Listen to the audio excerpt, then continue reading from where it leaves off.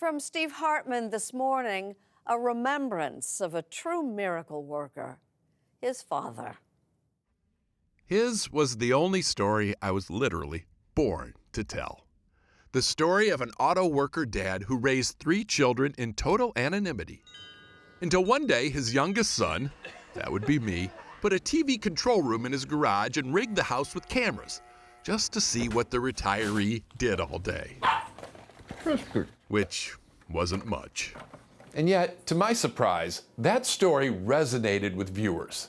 Not because he was my dad, but because he was every dad of that generation.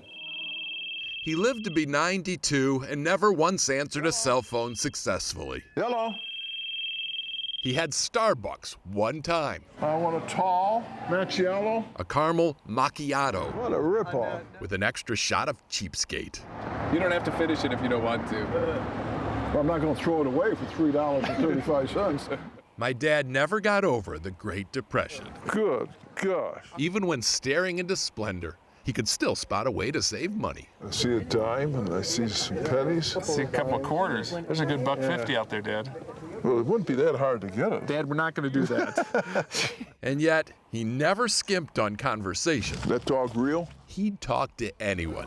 How much was gas in 1955? Often about the history of gas prices. You hear that? What's that? 10 cents a gallon in Kansas at the gas war.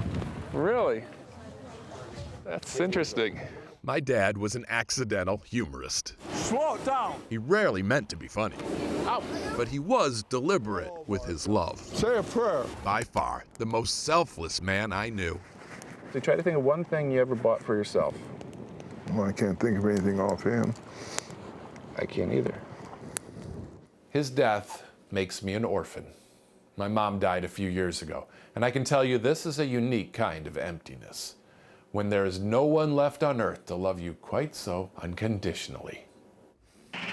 The last story I did with my dad was when we had to move him out of his house in Toledo.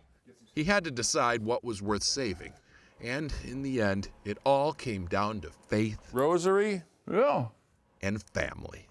I love you, Dad. Happy Valentine's Day. You want to throw that away? No. A great parent does a lot more than make you wash behind your ears.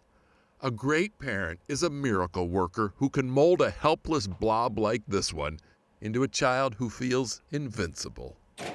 And although losing such a parent can feel like kryptonite, remembering them in all their glory can make your heart fly.